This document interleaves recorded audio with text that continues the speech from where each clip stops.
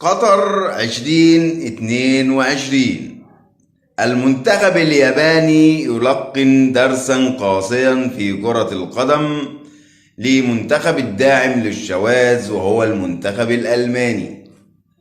تقدم المنتخب الألماني بهدف ثم عاد المنتخب الياباني وأحرز هدفين متتاليين ليحصد الثلاث نقاط.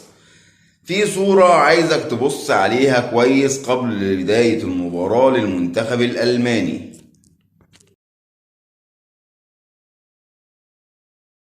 خدت بالك يا عزيزي من الصورة كويس للمنتخب الألماني؟ المنتخب الألماني حاطط ايده على بقه، عايز يوصل رسالة للعالم ان في قطر مفيش حاجة اسمها حرية الرأي والتعبير.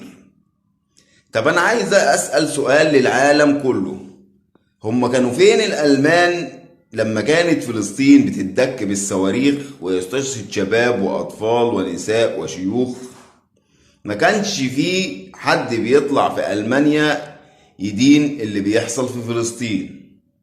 دي الرسالة اللي أنا عايز أوصلها برضو زي ما هم وصلوا رسالة للعالم. إحنا كعرب عايزين نوصل رسالة للعالم إن في دولة اسمها فلسطين وستظل فلسطين دولة حرة.